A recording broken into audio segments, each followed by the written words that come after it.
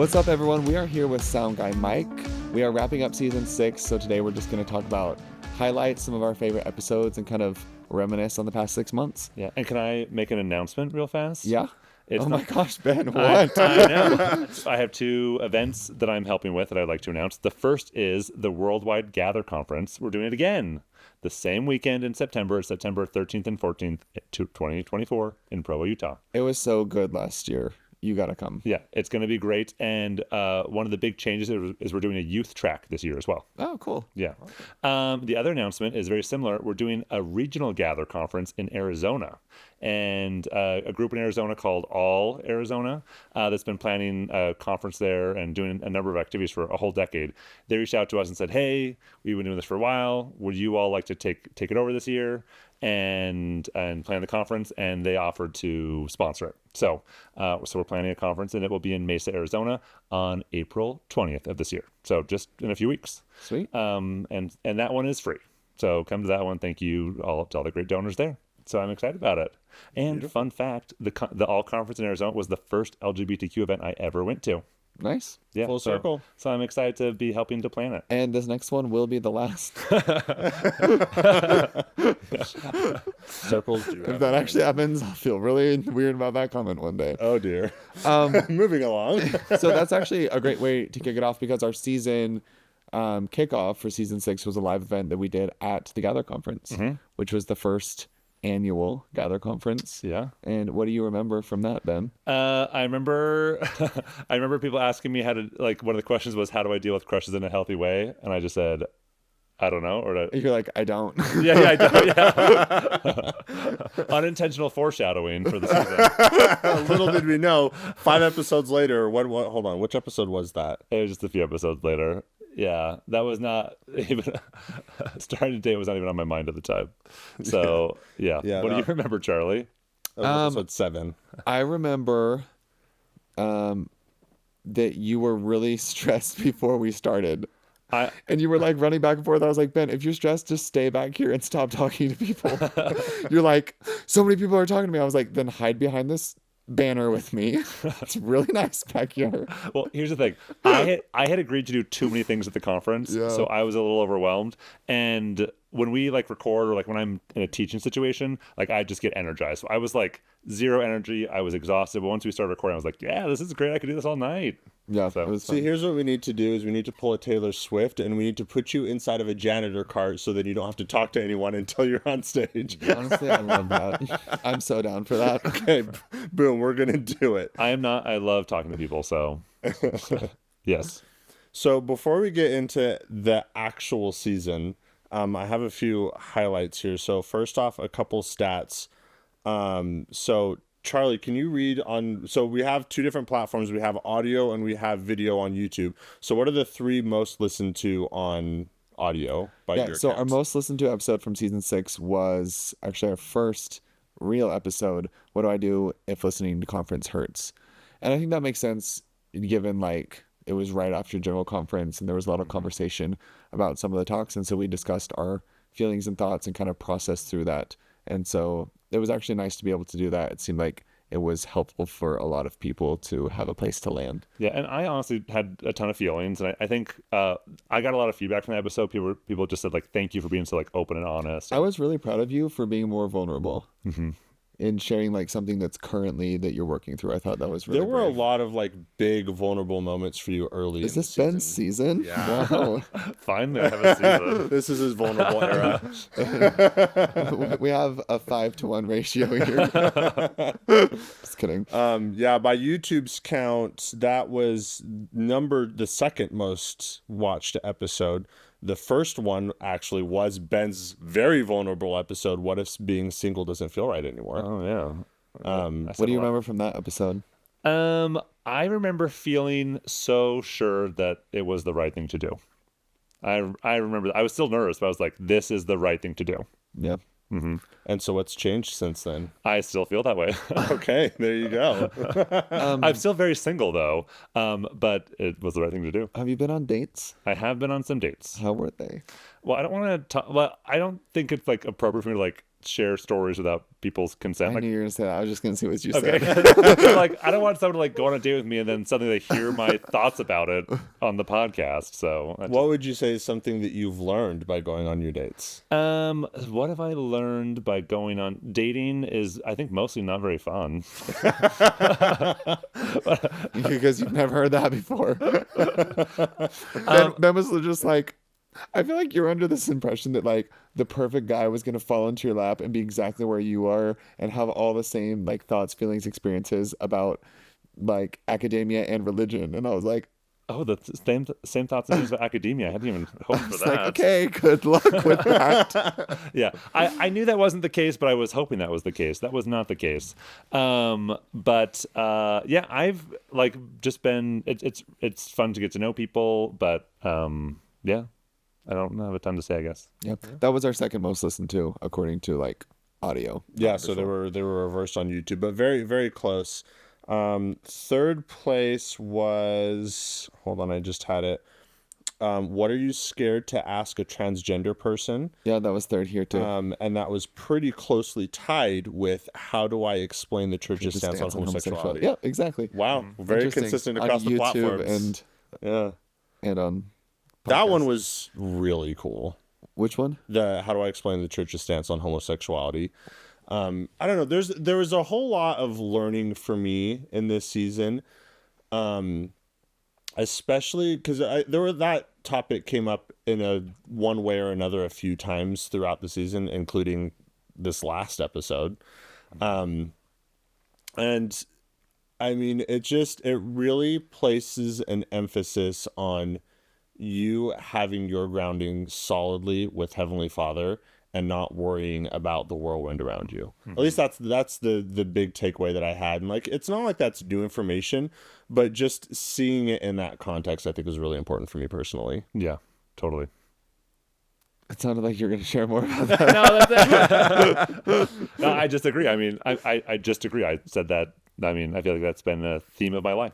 Yeah. Recently, so. And with the other one you mentioned, what are you scared to ask a transgender person? I thought it was so like vulnerable and brave of Michael Soto to come on and just like we like sent out questions and we asked He him. took on some really yeah, scary we're like, ones. this is what someone said they're scared to ask, and he's like, I'll answer it. Yeah. And it was really cool and like to hear his perspectives. And even I remember after, there's a lot of like post recording conversations. Sorry, listeners. Like we like turn off and like, we did it. And then like 5 minutes later, Or we're like, oh my gosh, do you remember when you said that? It made me think of that. So there's like, we kind of get like a little extra. And we talked to him a lot that night, just asking different questions and hearing some of his experiences, which was really eye opening for me. Uh-huh. Well, and the thing that strikes me about Michael Soto is I just love him. He's the kind of person that you immediately are like, wow, you are so kind. Like just such a kind and very grace-giving Christ-like. Uh-huh. person. Yeah. And like every single one of those questions, like he handled with such kindness and grace. And like that was the overall theme I got from a lot of that is like a lot of those questions were very charged in a negative way, just kind of like the sort of question that's like isn't genuine, it's just meant to be hurtful. Mm-hmm. But he approached those questions with such kindness and grace that I don't know. He's a good example of that. Yeah, and one thing he said that really stuck with me is he said, you know, these are questions that you have and you want answers, and ask me. Like, don't feel like you have to ask like something that could come off as offensive to a transgender person who might not be ready to answer that. But like, come to me. Like, I'll be happy to be a source of information. Like, I thought that was really kind. Like whatever you want to know, I will ask or I will answer. And not everyone will be in a place to have these conversations, but I am right now. So let's have the conversation. Yeah. We had Troy Williams on. He's the director of Equality Utah, and we had a discussion about what if a loved one insists you leave the church, like from the perspective of like we had a lot of questions from moms like, my child is gay and they've left the church and they say that in order to support them I have to leave too, and like the complexity around that. And I just remember being really impressed by his grace as well, and willingness to have hard conversations and like stay in it and keep communication and connection, and how relationships win out over being offended. I was really impressed with that conversation, and it helped a lot of people, I think. Yeah, the story that he told about the Pride Parade, I think, was a great example of that too. How he had to kind of like stick his neck out to be like, no, like the church wants to be a part of this, let them do it. And it ended up being such a overwhelmingly positive experience just because of like, even if there's hurt, even if there's whatever history, just showing some grace, showing some kindness. Yep. So one of the episodes I got the most feedback on was, why are all the allies middle-aged moms? I wonder why. It's because they're the ones listening. I was wondering if they would be like offended by that episode, and the moms loved it. At least the ones that reached out to me. I didn't get any of the offended feedback. But I think that was a discussion that was really validating for a lot of people. And I think when people can see themselves in the discussions we have, that's really important to them. But also, like Cynthia and I have like been in the same circles, and we have a lot of the same friends, but we never met before until that night. And now we've hung out a couple times. She's great, and I feel like that was like the catalyst for me becoming a friend with someone I had like known about but not actually known. That's cool. I'm grateful for. So I have a question for you, Ben. Yeah. Looking back on all of your vulnerable moments, which one would you say was the scariest for you? So that's tough, because I think the conference episode was scary for me because like I was no longer working at BYU, and I felt like I had to there were things I couldn't say like as a BYU employee, and I was like, okay, I can say whatever I want now, like I don't have to worry about my employment. So that was like, it was nothing like, they weren't new thoughts, but just like the context. Yeah. And so that was I was like, is this going to be jarring to people? So I was a little worried about that, but definitely the episode about me deciding to start dating, that was definitely the scariest one, because I didn't know how people would react. And I got hundreds of messages about it, and they were like 99% just like really kind and supportive. And that was just like lovely to get so much feedback, like so much kindness and love from people. Yeah, I feel like just watching from the sidelines, especially on that episode, like there were so many moments when you were like really kind of putting yourself out there. But it is kind of nice validation, because like, even though like on this podcast, we tend to talk a lot about the hard things, we tend to talk a lot about the difficult things that come up. It is nice to know that, yeah, overwhelmingly good things are happening. The hard things are becoming less. Yep. Love that. I feel like you've grown a lot in the past 6 months. You think? Yeah. Oh, well, I hope so. Yeah. And I just think maybe just looking through these episodes, it's like more noticeable. I'm like, oh yeah, Ben did that. Good job. What about you, Charlie? What was the scariest moment for you in this season? I feel like I felt pretty good this season. Let me look. I'd tell you the one that I felt most passionate about is the one we did about consent and protecting against sexual assault. That's like a really dear topic to me, from like personal experiences and just from doing therapy with so many like younger gay members of the church, and seeing how people don't have like the confidence or the resources or the support to make good decisions always, or like even realize that they've accidentally put themselves in a dangerous situation. And I'm very passionate about support for safety. And so I think we had, oh my gosh, what's her name? She was wonderful. Abigail. Mm-hmm. We had Abigail on, and she just knocked it out of the park, I think. She was incredible. That episode, I think, caught me by surprise a little bit. I think that was a very educational one for me. In a couple of senses. Like, the number one for me was, I really liked how she kind of like walked through like a very common train of thought that someone might have after an incident and blaming themselves. Because I've been pretty fortunate that I haven't dealt with a ton of, like, everyone deals with consent issues to some degree. But me personally, I haven't dealt with it a ton. And so, I always hear these stories about people that feel so guilty after something happens. And I've always been kind of like, how could you blame yourself for that? But like, having her like walk through that train of thought, I was like, oh my gosh, not only do I like understand how that happens a lot more, I'm also recognizing moments in my life in the past that I didn't think of as consent issues that I'm like, oh, yeah, actually that was a problem. Wow. So it was very eye-opening for me. Mm-hmm. Sorry, I just keep like, I'm like, yeah, but I don't really have anything to add. Sorry to mess up the flow. One episode that a lot of people reached out to me on was when we did the how do I see myself in the scriptures? I got a lot of responses from It that was too. good. I really liked Yeah. that one. It was just like, let's share our faith and what we've learned. From an editing standpoint, that one was by far the most difficult episode. Why? What did we do? Because We paused no, so much. Yeah, it was just a lot of like flipping through and like, oh wait, no, I need to share this one first. Oh wait, no, that's ahead of where I am. And there was a whole lot of back and forth. Absolutely inconsequential from the content's perspective, but just Honestly, we Behind the should have curtain just there. gone like one because I felt like every time I was sharing something, Ben was like so antsy to share his next one. Ben was so He excited. was like, So "Wait, no, excited. stop talking. I want to go." I'm like, I have this insight. It's so good. I should have just given you. We're like, Ben, you have the floor, and then you cover what you cover, and I'll back up. Yeah. Well, it's funny because after we did that, or like as we were talking about that, I was like, this was so fun. Should we like do a Come Follow Me podcast too? We did not decide to do that, but I just had so much fun like delving into the scriptures and talking about them, and it was like a really beautiful experience. Well, wasn't your like dream job to be an MTC instructor? Well, I was that. It was Right, like but, be a seminary teacher, an institute teacher. Yeah, Yeah. it makes sense to that. Maybe you should find ways to do that more.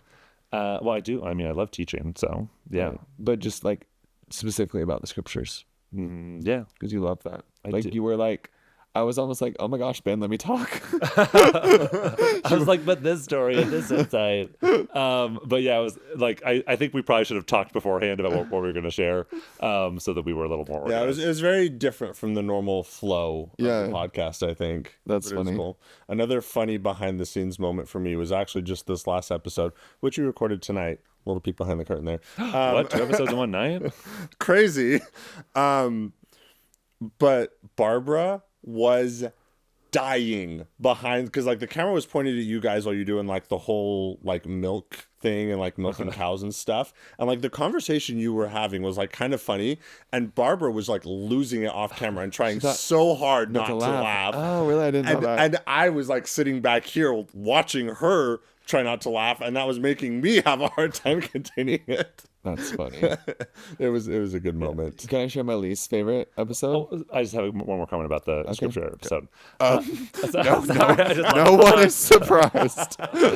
But I got a lot of feedback from people who said this inspired me to want to read the Book of Mormon again. Like this inspired me to say the scriptures more. And I was like that means so much to me. Like if I can say something that inspires someone to like connect with the Word of God or connect with God or do anything like that, like that to me is like the greatest compliment. Well, and I suspect that there are a lot of moments like that throughout the season that we probably just don't know about, that people don't necessarily comment on. It's a very, very small I percentage. hope so. Yeah. I hope so. I mean, we keep doing it. Yeah. Okay, now with that clickbait The least thing there, inspiring tell episode. me. Come on, I gotta know. Literally, like, we were just trying to figure out what to do with travel plans, and we were like out of town. We're like, we have to put out another episode. So we did a bonus episode about Thanksgiving.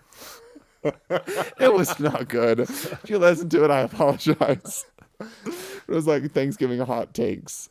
And it was just the product of us being like, we got to crank something else out because we're out of material because we've been out of town too much. We have been traveling too much. Yeah, that was a very regular. All three of us at varying times were traveling a lot. Mm-hmm. So, do you remember when we did that one episode last season where we had AI write the episode? Yes. Well, AI is back, and let me tell you, it is different than it was before. Oh. So, I have a terrible memory, and I was just telling Ben and Charlie before we filmed that I am a little anxious before we do these season wrapped episodes because I have such a terrible memory. I'm like, who did we talk to? What did they talk about? Did we recorded an episode about that? Like, that's kind of me. So, I compiled a complete transcript of the entire season. I put it into ChatGPT, and I had it make me some talking points for the season. Oh. It actually kind of did well. So I'll read you some of them. Okay. So it talked specifically about the episode with Cade, which was a banger of an episode. Commandments. Yeah, that was just last week, like 2 weeks ago. Yeah, It was so so good. good. It talked about humorous moments. For example, the face blindness discussion, Ben's self-consciousness about his posture, and the discussion about flat Earth with waterfalls going off the edges. That's kind of fun. Yeah. Charlie was the one who was self-conscious about his posture. Yeah, And I- Ben. Oh, that's right. Yeah, is it flipped perfect. that. Okay, And it was I- so confidently and I- wrong, I believed it. That's true. and yeah. I awkwardly pointed out Charlie's insecurity. Yeah, and I confidently said I've been working on it and doing better. There And you I go. lied and said that I'd noticed. Really, you lied? I couldn't tell. It talked Just about goes to show that nobody cares what you look like or how you stand. Nobody notices except your aunt. And your aunt is the most judgmental person in your life. Wow, she's gotten a lot of airtime this season. Anyway, what else did ChatGPT say? It talked about it talked a lot about scriptural insights. I think probably because of the episode that was literally the scriptures. It says the season covers personal stories of personal growth, challenges. That's very generic, but also true. Will you just read it to us? Yeah. How long is it? This long? Let's go one by one and we'll each read one. Sure. Yeah, we can do that. Additionally, I had it write an episode like it did last Oh, time. let's get to that then.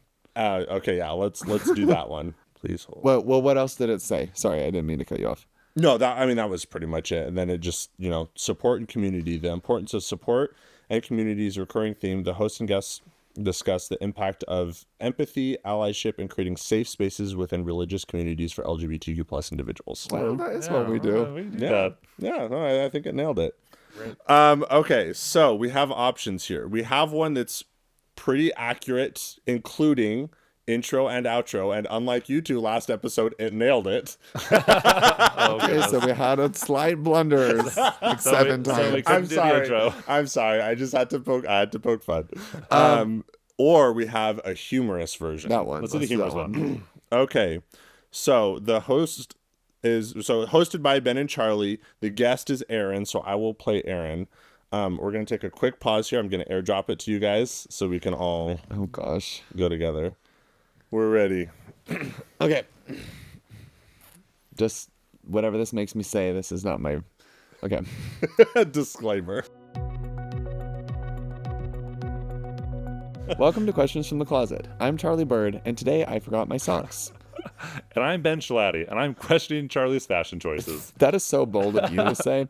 Today's big question is, what do I do when someone says, don't act on being gay? But remember, we're not just talking, we're laughing. Introducing guest, Aaron, the amusing. With us is the hilariously insightful Aaron, who once tried to act straight by wearing socks with sandals. Aaron, how's that fashion choice treating you? It's a bold statement, Charlie. Thanks for having me. I'm here to sprinkle some humor on our not so funny experiences. Segment, laughing at similarities and differences. We usually find common ground, but today, let's find the funny bone. Aaron, what's a hilarious misstep you've encountered on this topic? Well, once I was told to act less gay, so I enrolled in a woodworking class. Spoiler, I made a rainbow bookshelf. You think the gays would be good at woodworking? Guest comedic relief, Aaron. Facing comments like, don't act on being gay is tough. I decided to take it literally and started acting. What? I decided to take it literally and started acting like a lamp because lamps don't have a sexual orientation. That's enlightening, Aaron. Oh my gosh, the pun. Shining a light on the absurdity can help. Aaron, thanks for turning our studio into a comedy club. Your story is as colorful as your woodworking projects. And to our listeners, we hope this episode adds some smiles to your day. Remember, life's too short not to laugh at the quirks. Catch more of our episodes on platforms where laughter is allowed. That goes deeper than it thinks. Send us your funny stories. We love a good giggle. We're not official comedians, just your average Joe and Jane making light of our journey. Dibs on being Joe. Thanks for tuning in. Keep laughing and see you in the next episode where we try to solve world peace with a rubber chicken. Wow. Okay. This is it. This is its disclaimer from AI. This version maintains the structure of the show while adding a humorous twist to the discussion. You know, the funny thing is, I read the normal one it generated. I did not read the humorous one. Completely off the rails. I started acting like a lamp because lamps don't have sexual orientation. But he did shine a light on the topic. That was a great pun. It was Where very did enlightening. that come from? Well, everyone, thank you so much for listening to the last 10 minutes of that. And also, Yeah. Oh, I have one more insight. oh, Unless you guys want to go to bed now. Well, different beds in your houses. Anyway, thank you. You know, for the I was distinction. really hoping to sleep in your bed, Ben. Come on. it's not You big. know, he doesn't have pillowcases. I do have I pillowcases. take it back. They just don't fit my pillows.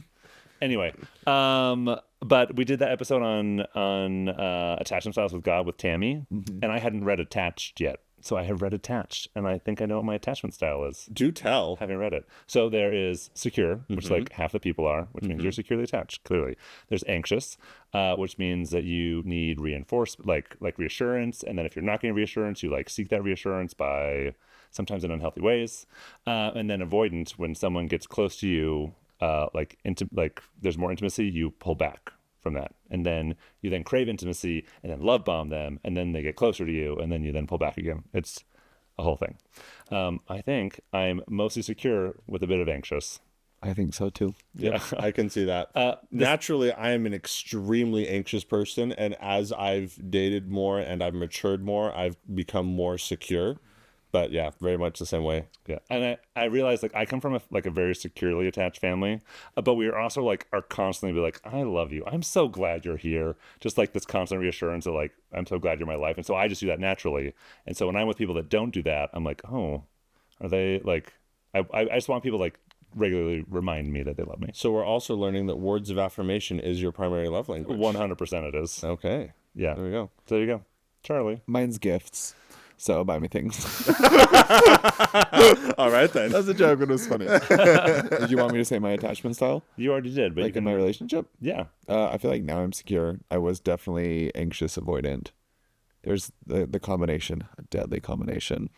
But I was avoidant. I would I don't know. I was just all over the place. But there's a lot going on. I feel like when you're gay at BYU trying not to date someone, you become pretty anxious avoidant pretty fast. Yeah. So Well, there you go. Yeah, there's a whole lot of external factors, I think. It'd be really interesting. I'm curious. I wonder if Lisa Diamond has done a study on this.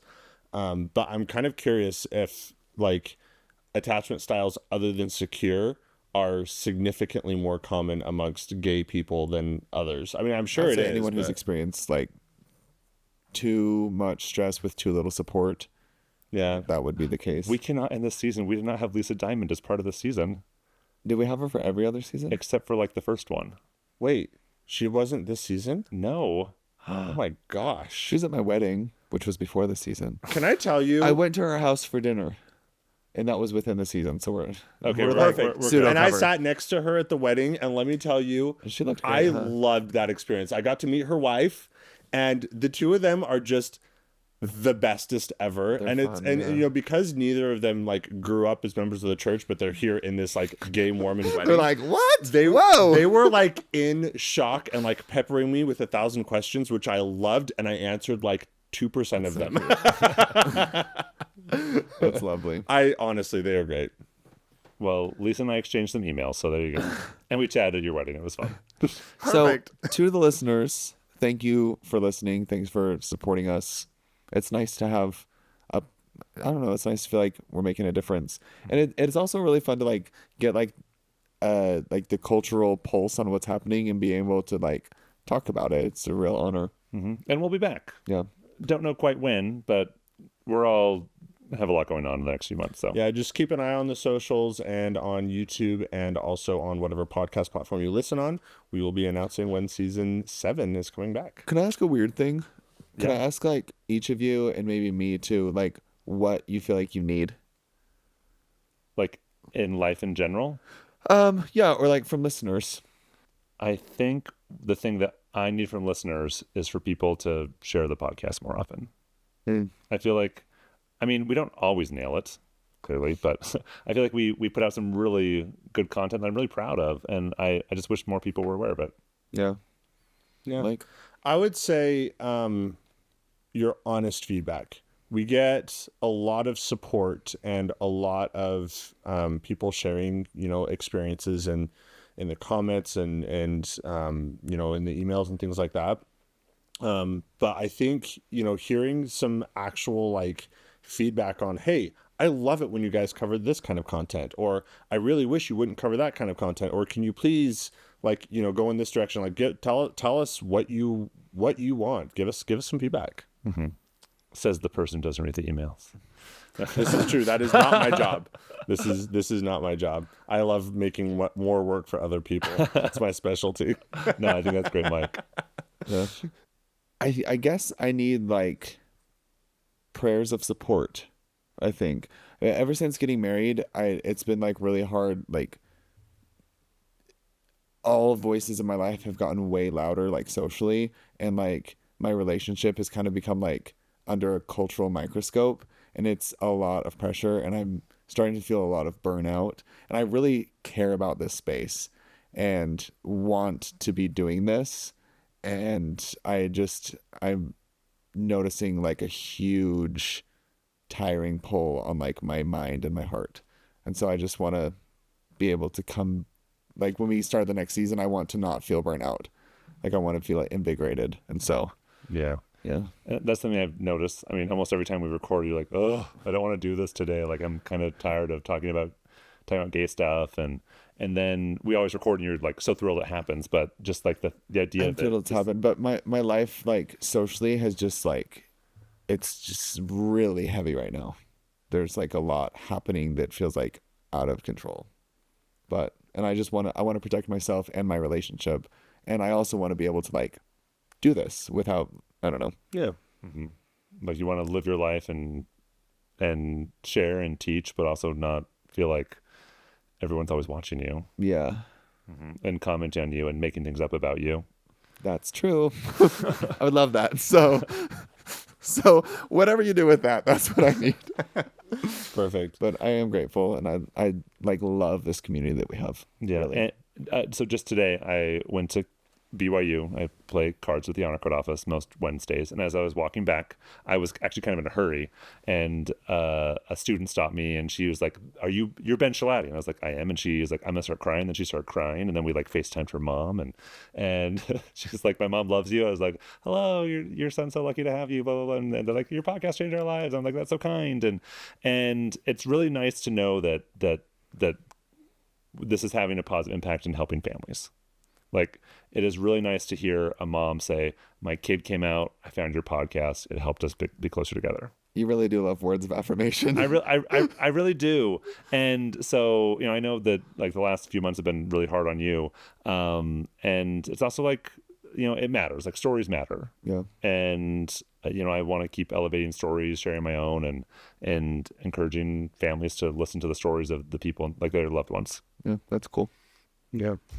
So here's to next season. It's going to be wild. It's going to be different. We're still trying to figure out what different looks like. But, switching things up. I have some ideas. Right. But we're going to keep you all in suspense. Until next time. Love you. Bye. Bye.